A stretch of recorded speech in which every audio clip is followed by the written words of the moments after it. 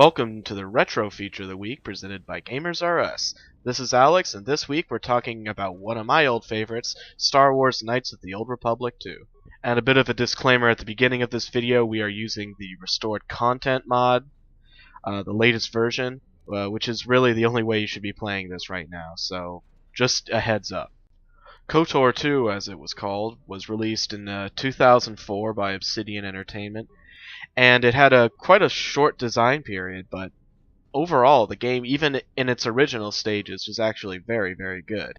You start off with no memory in a mining station, completely naked. Of course, that, as you can see, is their version of naked. And of course, like many RPGs that Obsidian/Black Isle did, you travel to many different worlds, from place to place, accomplishing quests in this giant, grand, overarching story in which your choices, some made at the beginning of the game, can end up having a huge effect later on.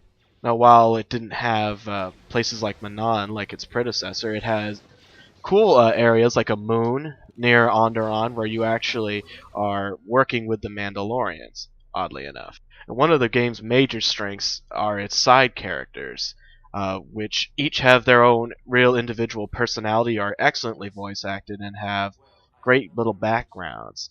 And there's just an air of mystery to every character in the game.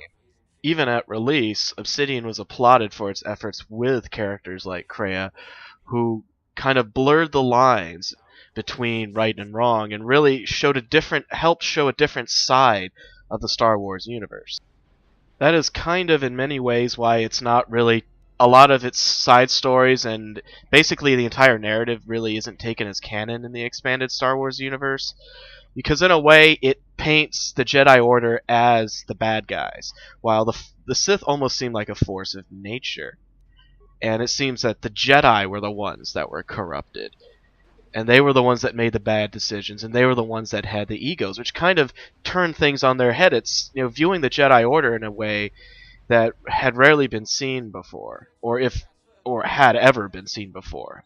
Also, one of the big discussions they have is, strength without the Force.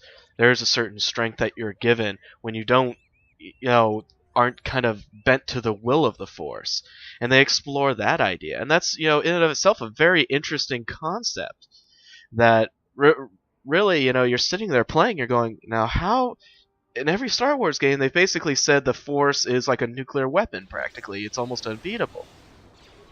But you're telling me that someone without the Force can have certain advantages that a Force user can't, and that the Force can hinder someone? That's a really interesting way to look at it. But that may be in one way why I'm really recommending that people play this game, because it really offers a story from a different side, and it kind of opens up your eyes, if you're a Star Wars fan, to kind of the fact that no one's really infallible in the Star Wars universe. They kind of treat people that way, like they are infallible. Now, it is true that you go for a significant time at the beginning of the game without a lightsaber, but that's kind of part of the whole mystery element of it. It actually works really well within the design philosophy. But I can understand why people, that puts people off a bit. But, I would encourage you, if you can look past that, that really the overall narrative and the story is fantastic. There's just an overarching mystery